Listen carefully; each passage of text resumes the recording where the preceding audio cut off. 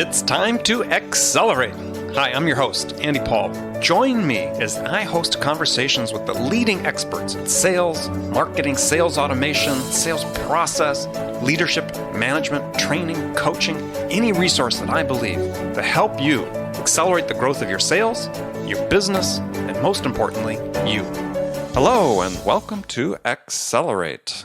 I am really looking forward to talking with my guest today. Joining me is Jermaine Edwards, all the way from the UK. Jermaine, how you doing? Doing real well. Thank you, Andy. So nice of you to stay awake this late.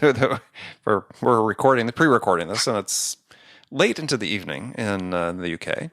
And Jermaine is founder of the Key Account Hack System, author of a book called Key Account Hack, 8 Steps to Creating Massive and Predictable Revenue Growth from Your Key Clients in 90 Days. I always love big claims like that in titles. Jermaine, welcome to Accelerate. Yeah, no, it's a pleasure to be here. Actually, sales doesn't sleep, Andy, so that's why I'm here at 9 o'clock. Sales doesn't sleep. That's a great way of putting it, right? So take a minute, introduce yourself, maybe tell us how you got your start in sales. Yeah, I think it started right after university. I'd actually run a dance studio while studying in Germany, and a good friend of mine had introduced me to a dance studio. No, I'm sorry, we can't let that just go by. You can't say dance studio and I not ask you a question. So what type of dance? Like a dance instructional? Like ballroom dancing? It was a mix of kind of contemporary kind of hip hop and expressionist dance. I didn't do the teaching specifically. Well, I did for a little while, but kind of faked it till I made it. But that was my first entrepreneurial endeavor. I saw a particular opportunity, partnered with a ballet dance school, and ended up opening up my own studio there. Wow. And paying my way for university. So if we were to start a sales version of Dancing with the Stars, like they have here in the U.S., would you be on that show?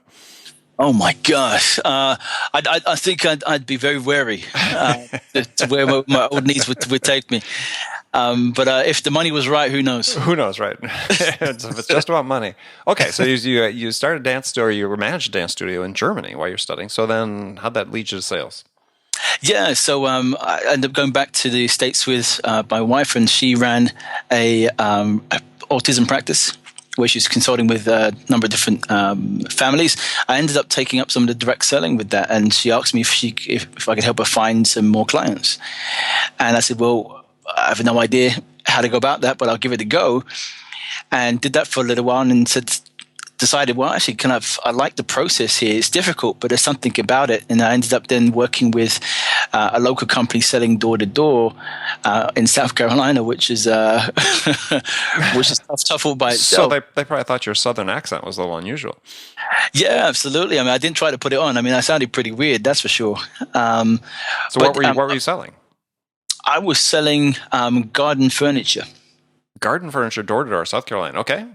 Yeah, indeed. So I did that for a little while. I decided that I wasn't quite as passionate as I thought I might be about garden furniture, but I still like sales. And so I was headhunted to come back to the UK and work for a publishing company where I got my first kind of taste of actual sales training. Going through and having an actual process. And once I got wind that there was actual process to sales where people were using this process to actually win more business and convince people to buy, and that's where the kind of floodgates just kind of opened for me, and a new world kind of beckoned my attention. Interesting. And so then I think you got into tech sales then. Yeah, absolutely. Yeah. So I kind of did...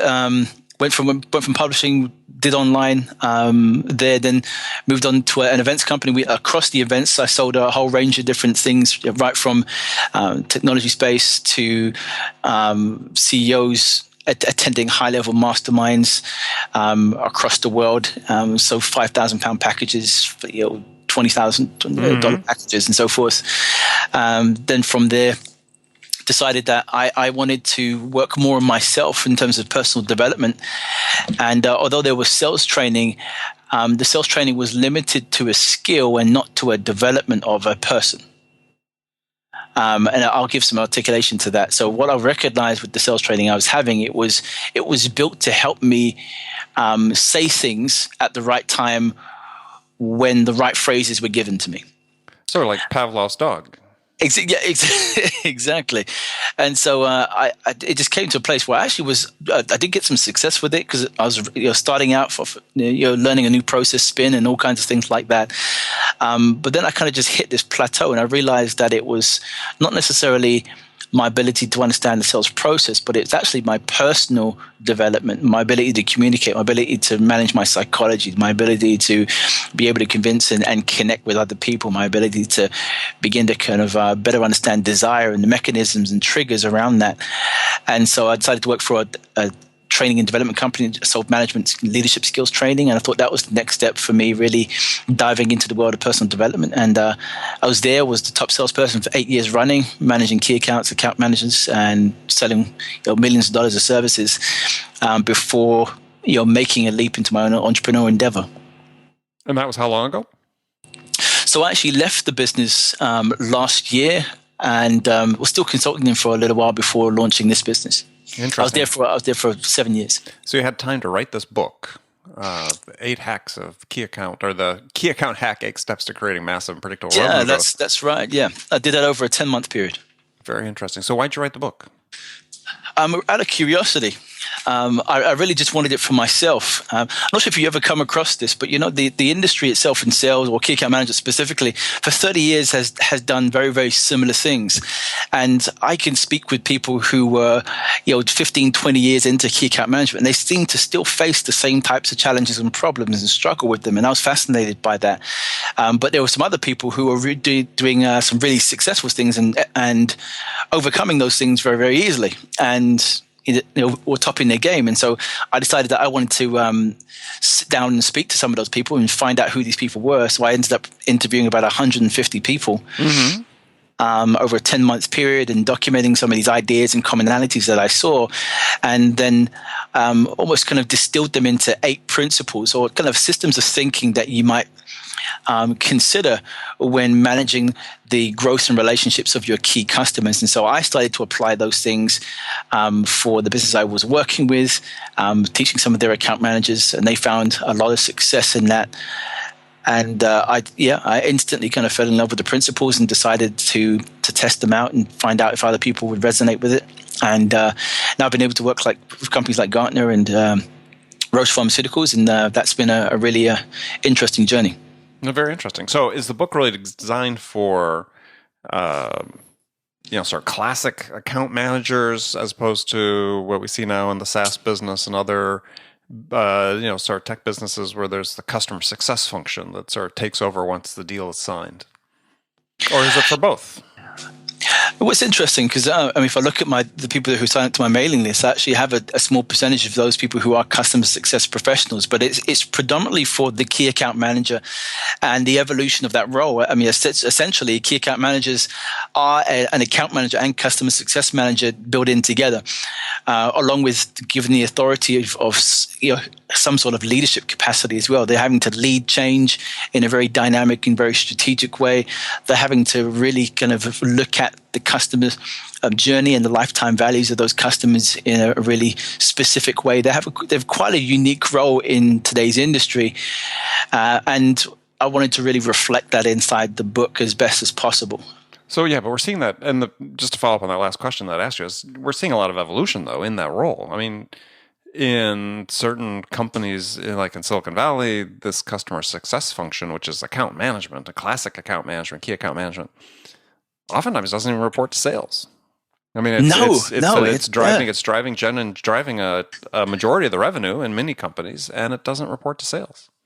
It's the strangest thing for me. I had a particular incident working with a Dutch company recently who were completely disconnected. So, for example, they didn't have a customer success function, but they did have a VP of customer satisfaction, and the key account managers reported to the customer satisfaction VP.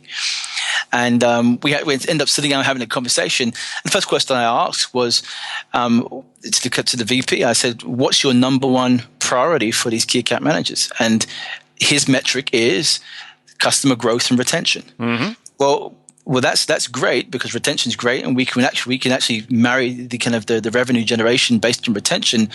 But actually, the function of a key account manager is to see growth. cyclical kind of annually. So if that's not a metric you measure, then who does? With the role of the key account manager. And the reality was that a lot of companies are just confused about the companies to serve, to start with, two, the actual function of a key account manager, and then three, who they report to and what collaboration looks like across departments. And that's what kills a lot of businesses, is because they end up resourcing or over-resourcing customers that aren't the right fit. They put the key account managers in the wrong places with the resources that are less than adequate to help them fulfill their role, and literally managers are just confused in knowing what to do in order to see success in a really consistent way. Yeah, well, I think the trend in general in sales, independent of what's happening with the sales development model and inside sales, is toward increased specialization. And I think one of the things that people start struggling with is those dual roles of retention and revenue growth and so on. Is are those really compatible? Yeah, it's a real question to ask. I'm not sure if anybody's necessarily tackling this in a really pragmatic way. I think one of the things that I'm definitely trying to do, and this will be something that people will see very, very soon, is running a 2-day summit based on this whole principle of the customer relationship being the strategic advantage, but having it based on a results and revenue generating perspective. Mm-hmm. So one of the things I believe 100% in this new economy, or in the economy that we're in, is that there comes a point in which your product is no longer the differentiator. You can innovate as much as you want. Your competitors will probably innovate just as fast as you. But the question that remains is, when your customer sees you and your competitor together, and the differentiation between you is only marginal, what is the next defining factor that they will use to choose you first? Well, it's going to be your relationship. And so if you understand that actually relationship is a strategy, it's a strategic and revenue generating differentiator, then you'll begin to see the way you sell differently than other people. And you'll value the way in which you are positioning yourself and building in relationships as part of a sales process. Right. So in your book, you talk about 3 levels of engagement with customers. Yes. Strategic, tactical, relationship. And you're saying that the strategic gets too much focus. Yes, absolutely. So it's so kind of up in the clouds that they kind of.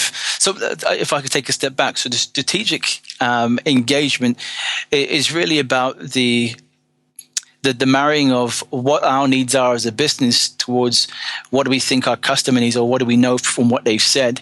But the key thing here is that when you move to the relational engagement, tactical engagement, the differentiator, or the thing that matters most once you have the strategy, is execution.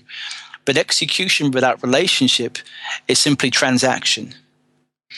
And so it's important that a business really considers, once they have strategy, that they have tactical engagement and relational engagement as a strategy, so that they're marrying the growth and revenue along with strengths and consistency of relationships that they form within the business. So what is tactical engagement? So tactical engagement are the things that you intentionally do on a day-to-day or weekly basis that moves you towards your goal and delivers value to your customer. Okay.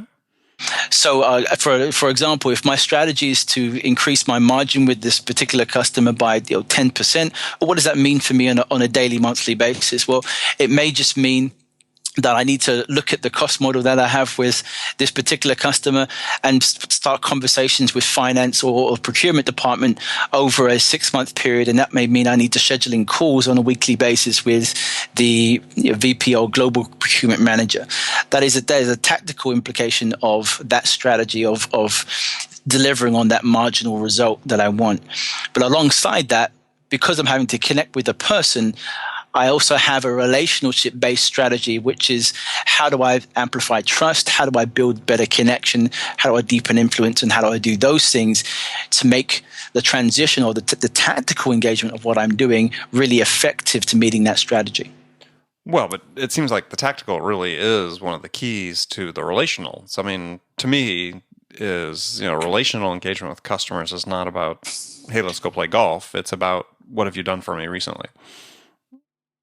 Yes, I'd agree that relational engagement is not about taking them out for lunch. So I'll definitely give a definition to that. So when I say tactical engagement is the vehicle in which your communication happens, or it is the lens in which you decide to engage with your customers, or the way in which you decide to engage with your customers.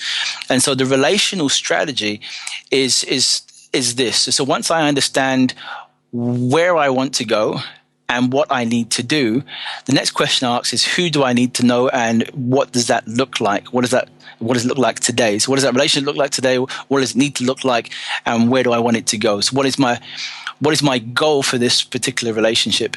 And what tends to happen is, if you walk into a sales meeting, a sales manager with a team will never ask the question, where is your relationship like now with that particular customer? Because relationships aren't a metric inside of sales. It's assumed, but it's never asked. Right. Well, that's a great point. It's assumed, which I think is the death of many companies.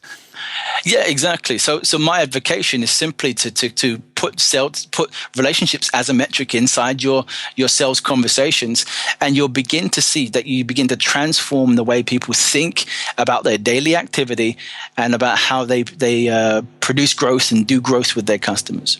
Well, I think the other thing that's key with the relational, and you sort of alluded to it, is that if there's this group of people that some unknown number of people, 5 to 20 people say, that influence the purchase decision, there's a tendency for account managers to think that those are the people they need to know once they're into the account, which is really not the case often. The decision makers are a lot of times not the implementers, and the implementers are the ones going to be more driving further purchase decisions or further expansion of business within that account.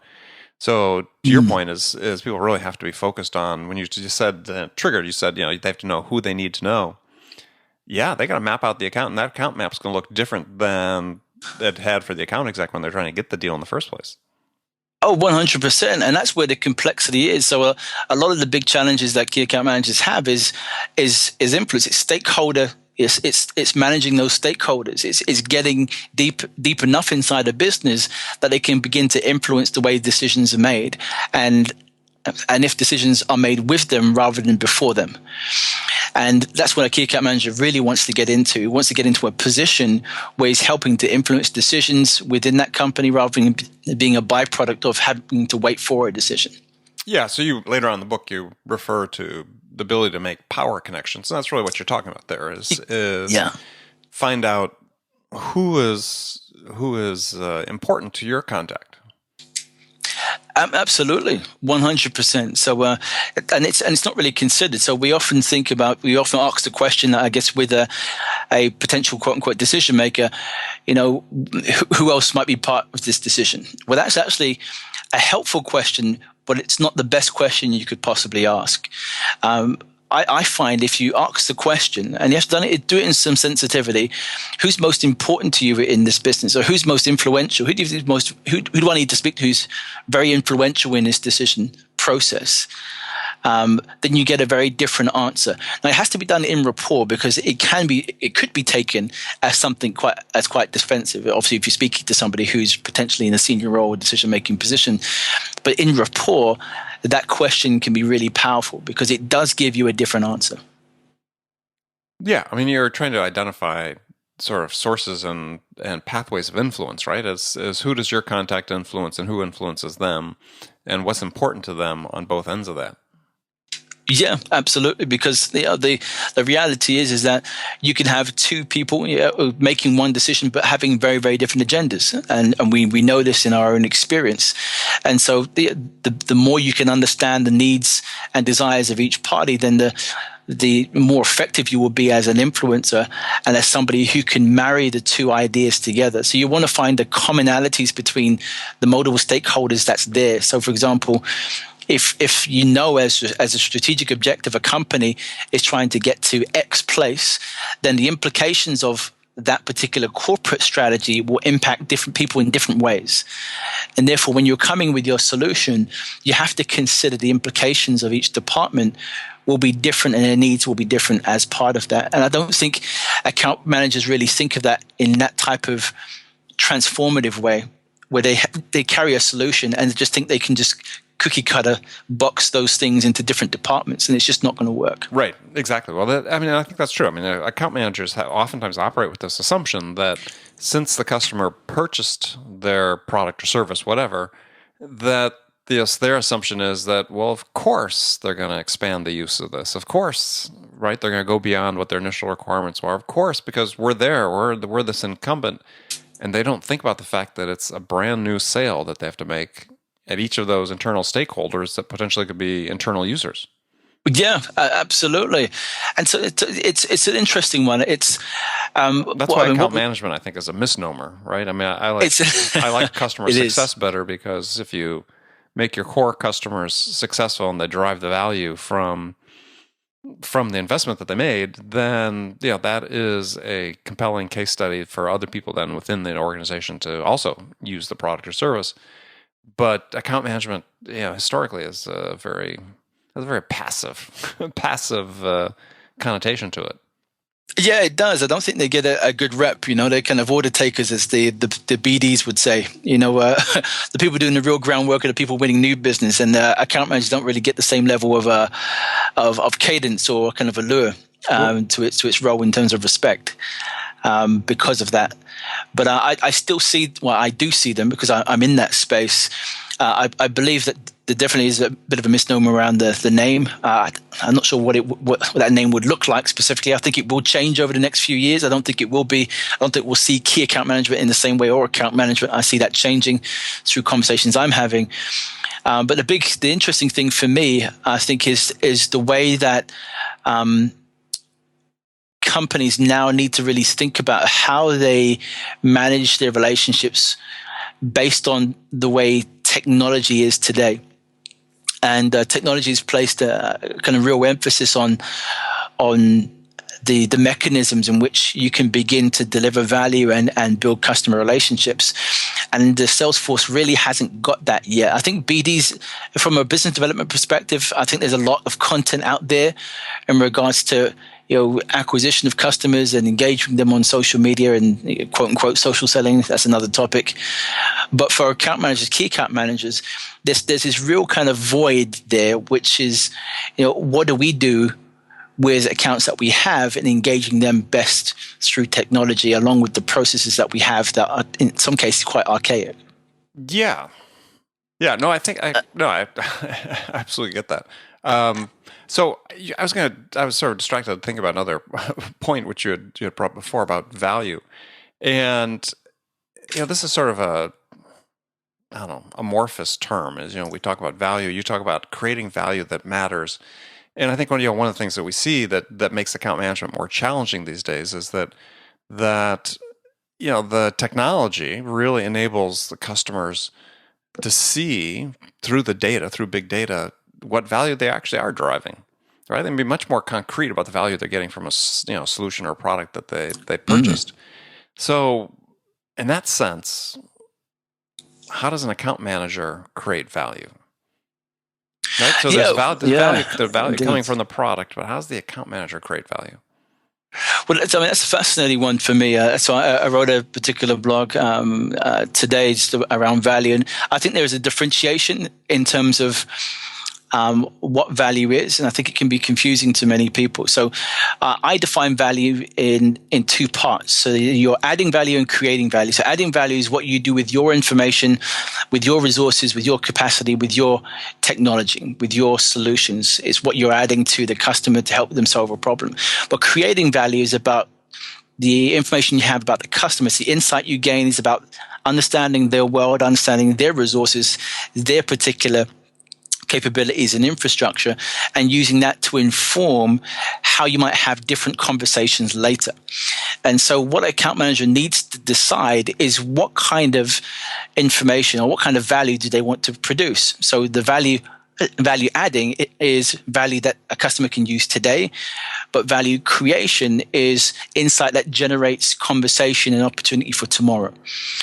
And so how an account manager or key account manager begins to deliver value is by understanding, first of all, what is their goal through delivering value, what is their goal, and then deciding then from that goal, what needs to happen for the customer that's contextual, that's relevant, that's personalized, that is most effective for them today and helps them move the account forward tomorrow.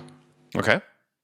Good answer. All right. So here, the last segment of the show is got some standard questions I ask all my guests. And the first one is a hypothetical scenario. And you, Jermaine, have just been hired as vice president of sales or the sales leader at a company whose sales have stalled out. They got stuck. And the CEO, the board are really anxious for you to turn things around quickly. So what 2 things would you do your first week on the job that could have the biggest impact?